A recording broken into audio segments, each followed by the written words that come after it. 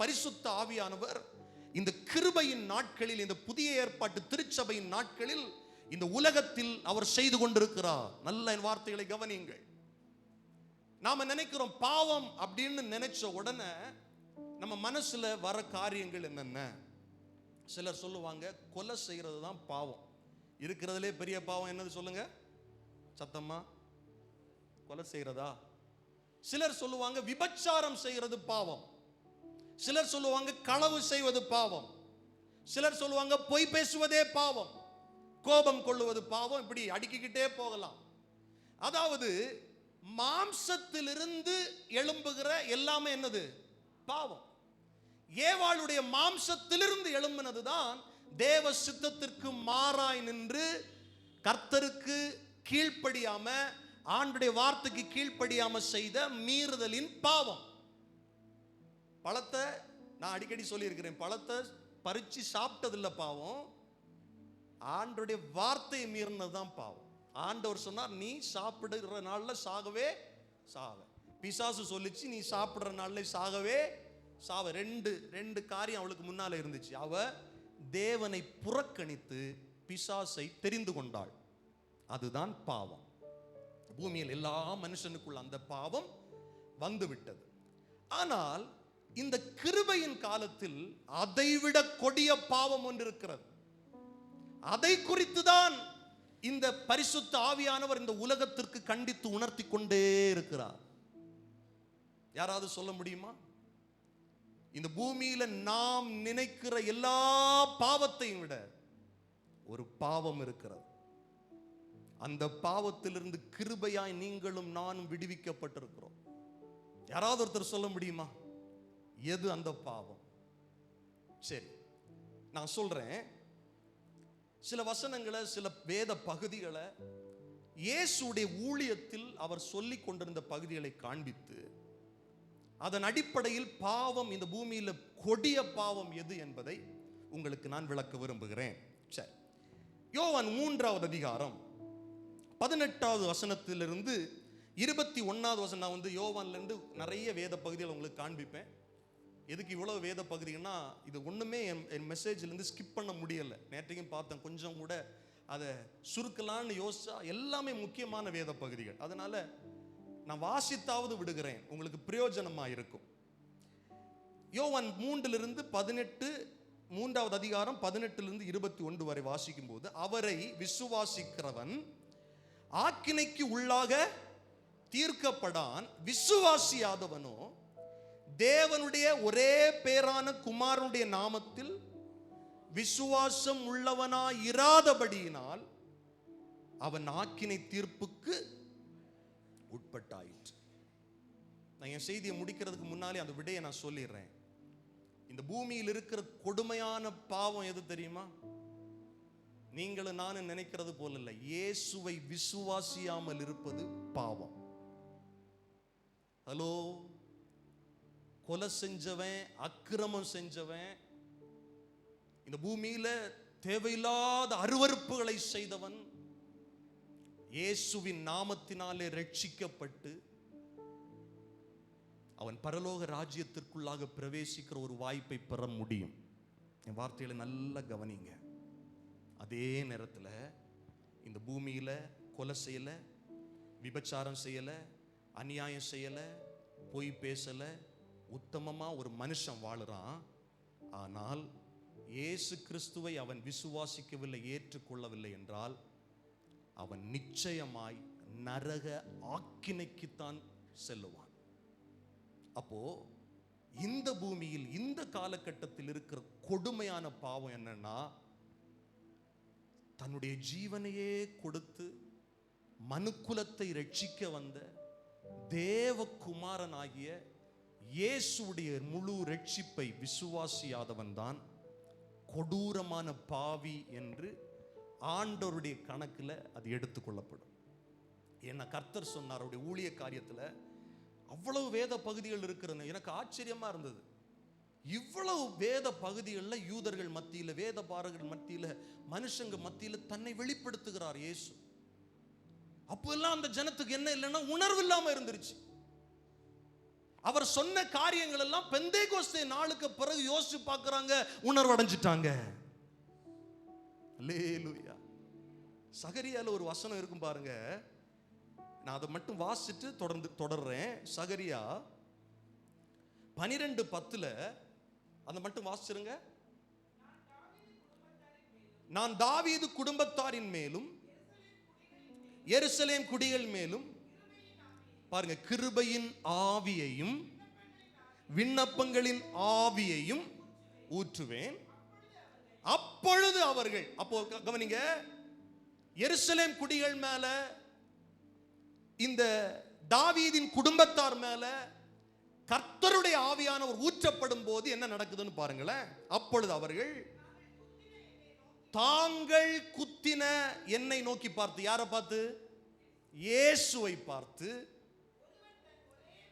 ஒருவன் தன் ஒரே பேரானவனுக்காக புலம்புகிறது போல எனக்காக புலம்பி, ஒருவன் தன் தலைச்சன் பிள்ளைக்காக துக்கிக்கிறது போல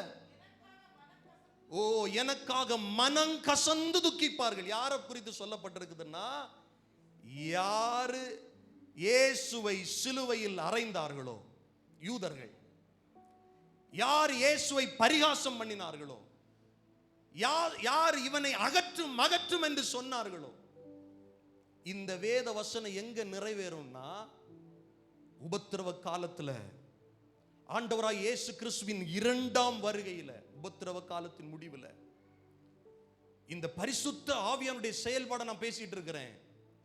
கல்லான இருதயம் படைத்த யூதர்கள், அக்கிரம சிந்தை உள்ளவர்கள், இயேசுவை பிடித்து கொலை செய்தவர்கள், அவர்களுடைய சந்ததிகள் இயேசுடைய 2ஆம் வருகையில் அவரை பார்க்கும்போது என்ன தெரியுமா செய்வாங்களாம்?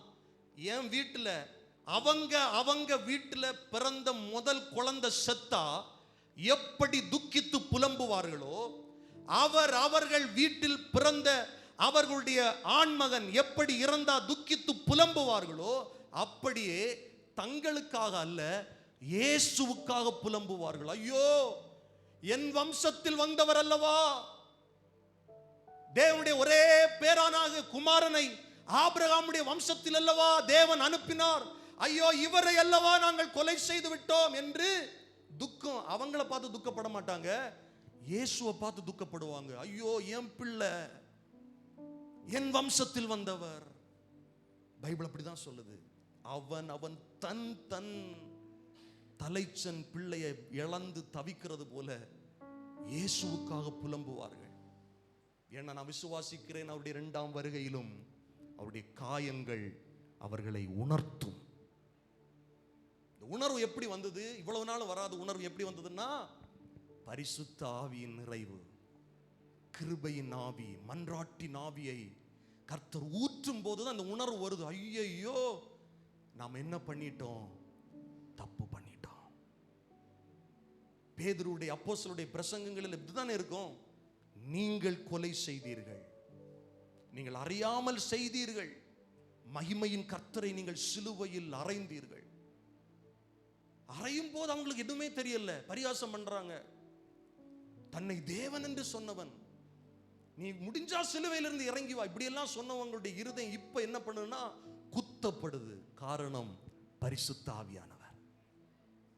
இந்த பரிசுத்த ஆவியானவருடைய ஊழியத்தை இந்த உலகம் இப்பொழுதும் பார்த்து கொண்டிருக்கிறது. இன்னைக்கும் கூட்டம் கூட்டமாக ஜனங்கள் ரட்சிக்கப்படுவது. இன்னைக்கு எல்லாரும் நினைக்கிறாங்க, ஏன் இந்த கிறிஸ்தவத்துக்கு மட்டும் ஆளு சேர்ந்துட்டே இருக்கு, ஏன் ஜனங்கள் இன்னைக்கு புதுசு புதுசா ரட்சிக்கப்படுறாங்க? எவ்வளவோ கவர்மெண்ட், எவ்வளவோ அரசியல் தலைவர்கள், தேசத்தை ஆளுகிற தலைவர்கள் கூட எப்படி ஆகிலும் இதை நிறுத்த வேண்டும் என்று கங்கணம் கட்டிட்டே இருக்கிறாங்க. ஆனா இன்னைக்கு வரைக்கும் முடியல. காரணம் பரிசுத்த ஆவியானுடைய செயல்பாடு. அப்போஸ்தலனாகிய பவுல் படித்த, யாருடைய பாதத்தின் கீழிருந்து படித்தான்? அந்த கமாலியல் சொல்றாரு, உன்னை கவனிங்க, இந்த இயேசுவை பத்தி சொல்லிட்டு இருக்கிறாங்கல்ல, இது தேவனால் உண்டானது இல்லை என்றால் கொஞ்ச நாள் சொல்லுவாங்க, அதுக்கப்புறம் என்ன ஆயிரும்? அது ஓஞ்சிரும்.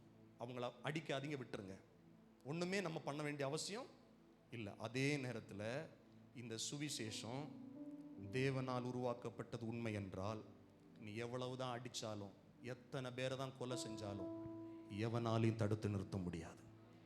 அதுதான் பரிசுத்த ஆவியானுடைய நடத்துதல். எத்தனை பேர் விசுவாசிக்கிறீங்க?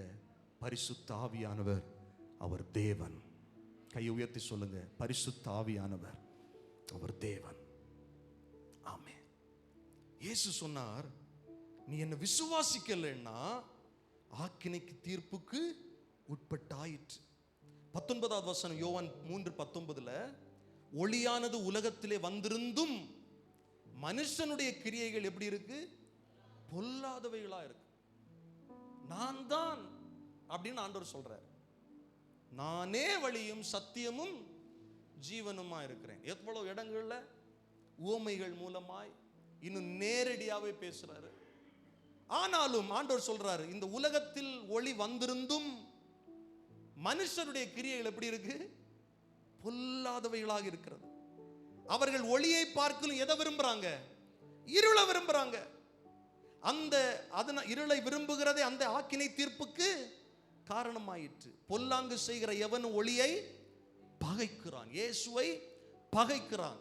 நான் திரும்ப திரும்ப சொல்றேன், இந்த கிருபை நாட்களில் இருக்கிற மிகப்பெரிய பாவம் இயேசுவை பகைப்பது, இயேசுவை நிராகரிப்பது, இயேசுவை விசுவாசியாமல் இருப்பது தான் பாவம். இதனால தாங்க பாரத்தோடு போய் நிக்கிறோம். இயேசுவை அறிந்து கொள்ளுங்கள், இயேசுவை இரட்சகர், இயேசுவை அல்லாமல் வழி இல்லை. அவன் அடிச்சாலும் சரி, அவன் நம்மளை ஏளனம் பண்ணினாலும் சரி, அவன் நம்மளை அல்லேலூயா கூட்டம்னு சொன்னாலும் சரி, விக்கிரகத்துக்கு முன்னால நிக்காத, உண்மையான தெய்வத்துக்கு முன்னால வா, ஆவியோடு உண்மையோடு ஆராதி. ஏன் சொல்லுகிறோம்? நீ செய்கிறது மிகப்பெரிய பாவம். இயேசுவை மறுதலிக்க நீ பாவம் செய்து கொண்டே இருக்கிறாய். நினைத்திராத நேரத்தில் உனக்கு மரணம் சம்பவித்தால், இந்த இயேசுவை ஏற்றுக்கொள்ளாமல் நீ மரணத்தை சந்தித்தால், ஓ நித்திய காலம் நரகத்தில் போய் விடுவாயே. அந்த பாவத்தை செஞ்சிராத. இதுதான் சுவிசேஷத்தின் பாரம். எதுக்கு நம்ம அடிக்கப்படணும்? நம்ம ஒரு சின்ன கூட்டத்தை சேர்த்துட்டு அப்படி அல்லேலூயா சொல்லிட்டு போயிடலாமே. என் ஜனங்கள் பாவத்தில் அறியாமையினால சங்காரமாகி கொண்டிருக்கிறார்கள். இயேசுவை மறுதலிப்பது